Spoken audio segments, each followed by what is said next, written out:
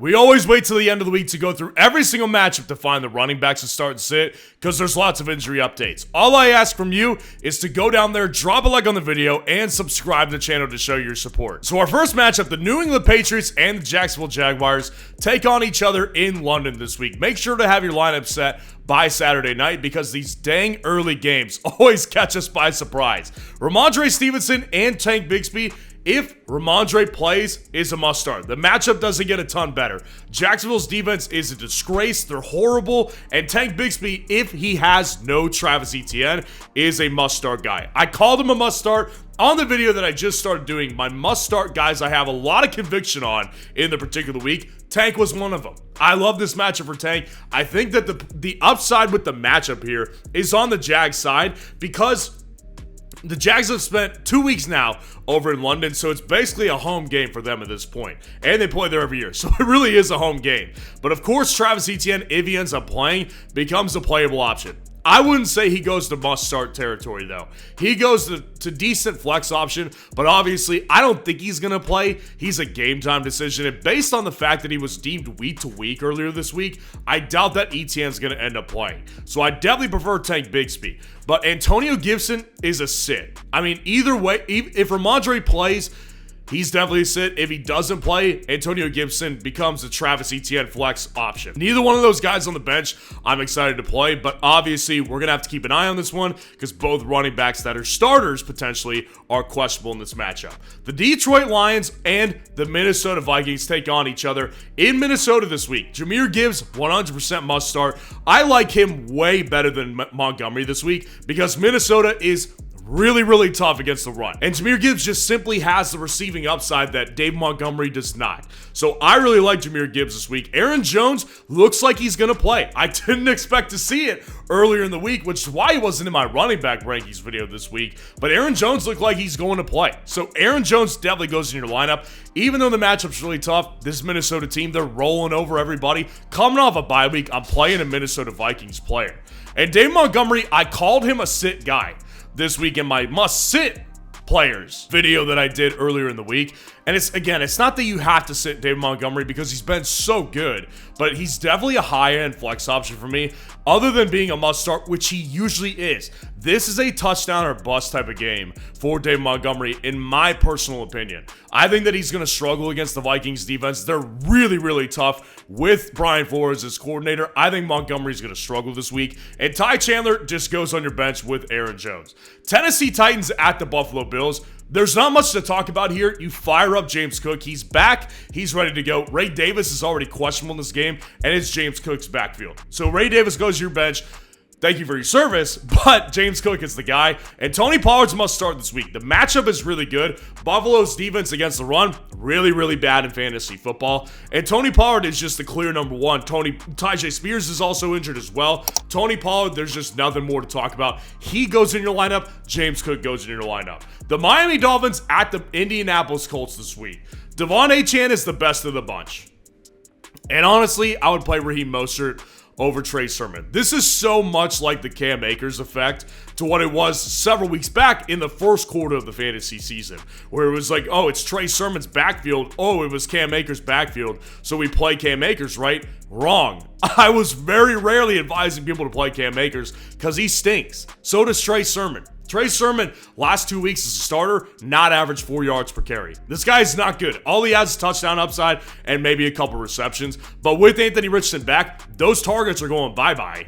And so it's like, unless he gets in the end zone, it's not worth it. So I'd go Raheem Mostert over Trey Sermon, but I'm not excited about any of these options. And then obviously JT is sitting again.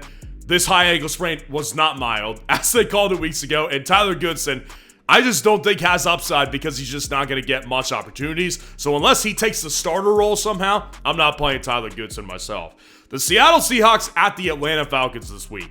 Kenneth Walker, fire him up. There's no reason to talk about it. Honestly, like, that guy literally provided upside out of nowhere against the San Francisco 49ers. Like, there was no reason he should have been that fantasy good, but he just was because he's getting every opportunity out of this backfield. Bijan Robinson's must start. The matchup's really good, and he looked really good last week, obviously, so you definitely play him. but definitely worried about him for sure because Tyler Algier out-touched him last week. I mean, it was like Tyler Algier was really, really good on all of his work, so I don't see why they pull Tyler Algier and just give Bijan all the work. The matchup's good for both these guys. I think Tyler Algier's playable. Not the highest end flex play, but definitely playable this week. Zach Charbonnet, I'm sitting him at this point. It's just like, at most, we'll see him for a drive or two, and he just doesn't provide much fantasy upside to be playable in those 2 possessions that he usually plays. The Houston Texans at the Green Bay Packers here. Joe Mixon, welcome back. You're in everybody's lineup. No reason to talk about it. Josh Jacobs, good flex option this week. Josh Jacobs at this point, like, we know what we're getting from him, basically. And it just doesn't make, I continue to say this because it doesn't make sense why he's not better in fantasy. Josh Jacobs is getting every opportunity almost in this backfield, except, I will say, like, he does split weeks with Emmanuel Wilson, but I'm not playing Emmanuel Wilson because he doesn't always get half the work. Josh Jacobs does provide the most upside, and in this high-scoring matchup, I just want Josh Jacobs. And then obviously, every Houston running back goes back to your bench, not named Joe Mixon, and Emmanuel Wilson, I'm just not playing him. The Cincinnati Bengals at the Cleveland Browns this week. Chase Brown, Nick Chubb, Zach Moss, none of them must starts, all of them flexible. Chase Brown is definitely the #1 running back in Cincinnati. You want Chase Brown the most. It's a tough matchup for him, though. I considered putting him as a must-sit. I ultimately just think that he's so clearly better than Zach Moss. He's getting all the work at this point. Not all of it, but he's getting the majority of the work at this point. So he's the guy that you want in a high upside, potent offense in Cincinnati. But it's a tough week. Nick Chubb on the first week back, I would try not to play him. Nick Chubb just simply is not going to provide much upside because I do think there will be Deonta Foreman involvement, Pierre Strong involvement. Like, I think that these guys will have involvement, not to the point where they're fantasy relevant, but that just makes Nick Chubb less relevant in his first game back. Let's just wait and see on this one. I get it, the matchup's actually pretty good, but Nick Chubb hasn't played since that gruesome knee injury he suffered last year, so I just want to wait and see on this one personally. The Philadelphia Eagles at the New York Giants this week. Saquon, must start. I get it, last 2 weeks have not been good, but I'm just not sitting Saquon. It's a revenge game narrative. I love a good revenge game narrative. They usually work out really well, so I'm playing Saquon this week for sure. Tyrone Tracy Jr. is still my preferred flex option. Devin Singletary's coming back. Apparently, he's come back into the lineup, but 2 things on this one. Number 1 is that Brian Dable, straight from the horse's mouth, said, yeah, Tyrone Tracy Jr. has earned more opportunities. He's going to have a hefty workload in this game, even with Singletary back. We're going to ease Singletary in. Tyrone Tracy's earned touches. So I prefer Tracy over Singletary because if they're split right down the middle, Tracy's just a better option. And number 2, I personally believe, beat reporters in New York. I want to believe this one, so I'm going to, that they said, I think that Devin Singletary already lost his job to Tyrone Tracy. I want to believe it, so I'm going to. And I think Tyrone Tracy is the better option between him and Devin Singletary at this point. The Las Vegas Raiders at the Los Angeles Rams. Kyron's must start. No reason to talk about it. The guy has been excellent, and they're coming off the bye week. Kyron Williams also possibly gets Cooper Kupp back as well to help out with the fantasy production. And I just think that he doesn't go on your bench. He doesn't belong on your bench. Madison remains flexible because that dude somehow, some way continues to get touchdown upside. I don't know how. He's not good. It literally is an anomaly. The guy has nose for the end zone, though. And they get down there just enough to give him an opportunity per game. So Madison, just based on touchdown upside, mid to low end flex option, but I'm not playing him. I'm not playing him just because, like, he's some great player. This team is bad, and Alexander Madison is not good. Corum doesn't belong anywhere near your lineup, and Zamir White, even if he plays, doesn't belong in your lineup either. The Carolina Panthers at the Washington Commanders. I want fantasy options, man. I mean, Chuba Hubbard, Brian Robinson Jr., they're both must-starts. Obviously, Chuba's been fantastic. The matchup's fantastic for him. You continue to fire him up. Brian Robinson Jr., apparently he's trending to play. So if he plays, he's in my lineup. There's no question about this one. He doesn't go on my bench. Brian Robinson Jr., Chuba Hubbard, they're both starting for me one way or the other. Austin Eckler, definitely flexible. Every week he's really flexible, but especially against the Panthers. The Panthers are atrocious defensively. There's not a running back that I wouldn't play in this matchup except Miles Sanders. Miles Sanders just doesn't see the workload enough to unseat Chuba Hubbard for fantasy upside. Chuba's the guy you want in Carolina, and both Washington Commanders running backs are 100% flexible. The Kansas City Chiefs at the San Francisco 49ers. Jordan Mason, apparently he's good to go. So you put him in your lineup. That dude literally got robbed of great fantasy potential last week because he was so good on like 30% of the snaps. So Jordan Mason coming into this game, there's no way I'm sitting him in this important of a game where they're going to have to establish a run versus the Kansas City defense with Steve Spagnuolo as defensive coordinator.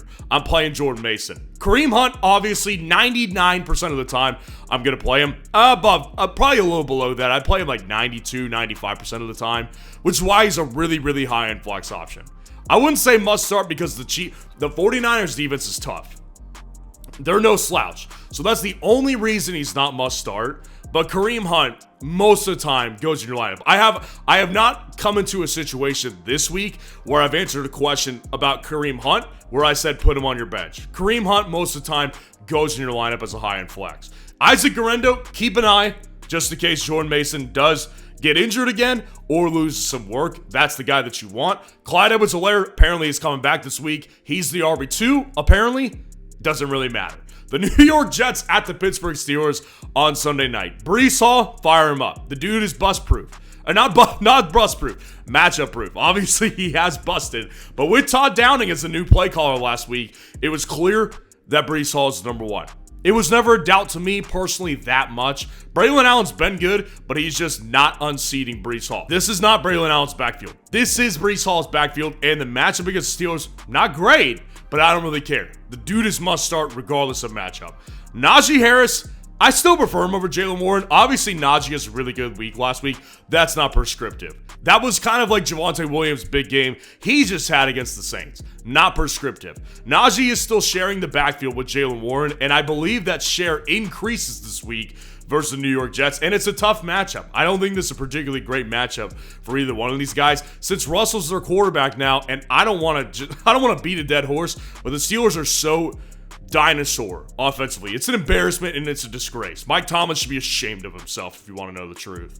Braylon Allen, of course, goes back to your bench. And one thing's for sure is that Mike Tomlin is not good offensively. Another thing for sure, Aaron Rodgers is getting 0.5 total yards. That's what his projection is on Underdog this week. It's sweat-free. You got to hit the higher on it. And to take advantage of it, go down in the comments, grab the link that's there. Use code FN to sign up for Underdog. 50% deposit match up to 1,000 bonus cash, which they'll get you. And you'll be able to take advantage of the sweat-free projection this week for Aaron Rodgers. Hit the higher on that one because you're winning free money. The Baltimore Ravens at the Tampa Bay Buccaneers this week. One of the two Monday night games that I don't particularly love. The Derrick Henry saga continues. This is a great matchup. I do think that this week, I said on the running back rankings video, I do think there's a potential that Derrick Henry doesn't have his most carry heavy game because they've been riding this guy like a horse, and I think that they want to keep him fresh for the playoffs. So I do think that there will be a week where he doesn't handle a bunch of work.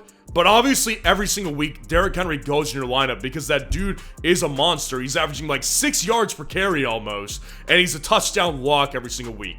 Against the bad defense, I'm playing Derrick Henry. I just said that just to temper expectations maybe for this week because I think the passing options in Baltimore are going to be really good this week, and I think Derrick Henry maybe just a little bit of a lower week for him fantasy-wise. Bucky Irving, this backfield's a mess. It's a total mess. Apparently, according to Todd Bowles, they're going to ride the hot hand, and it's going to be between Bucky, Rachaad White, and Sean Tucker. If that's the case, I'm going to put my chips in on Bucky Irving. I don't have much logic. I just don't have much logic behind this one as far as putting numbers back up to it. Bucky's obviously been pretty efficient. Sean Tucker looked great last week, but with Rachaad White back, it just makes the whole situation muddier. So Bucky Irving has been the most consistently involved between the two of him and Sean Tucker. So I'm just going to go with Bucky because I think he's a better option than Rachaad White at this point. I'm not going to play Rachaad White. This is already a really tough matchup for all these running backs. The Ravens do not give up a ton of points to running backs in fantasy. So I just think that Bucky's the best of the bunch. But I want to make it clear, this one's more of a gut call than it is backed up by numbers here. The Los Angeles Chargers at the Arizona Cardinals, our last matchup of the week. The J.K. Dobbins train, you continue to ride it. J.K. Dobbins is fantastic. I mean, the matchup is really good. I think that J.K. Dobbins is in the perfect offense, and as long as the dude stays healthy, please knock on wood on this one, because we do not want to see that. But J.K. Dobbins, you continue to ride this guy into your fantasy football playoffs. He's been fantastic. He's kind of matchup proof a little bit at this point for me. J.K.'s excellent. James Conner, high-end flex option. Similar to Kareem Hunt, where it's like, the only thing putting him outside of must-start territory is the matchup and the fact that the Cardinals, like, he's had bad games because the Cardinals offense is so hot and cold. That's the one problem I have with James Conner, is that his upside week to week is really hard to predict because this offense just doesn't always perform up to par. So against the Chargers this week, that's a tough matchup, but James Conner a lot of times is going to go in my lineup. Kamani Vidal, Chargers running back, keep an eye on him. You could roster him this week. Best handcuff for J.K. Dobbins. And Trey Benson, keep your eye on him at this point because he has been a little bit more involved. So wait to see. This is still James Conner's backfield, but definitely keep an eye on both of these backup running backs in this game. So let me know how your lineup looks this week, and if you want to see where all these running backs ended up in my top 30 rankings this week, click on this video right here.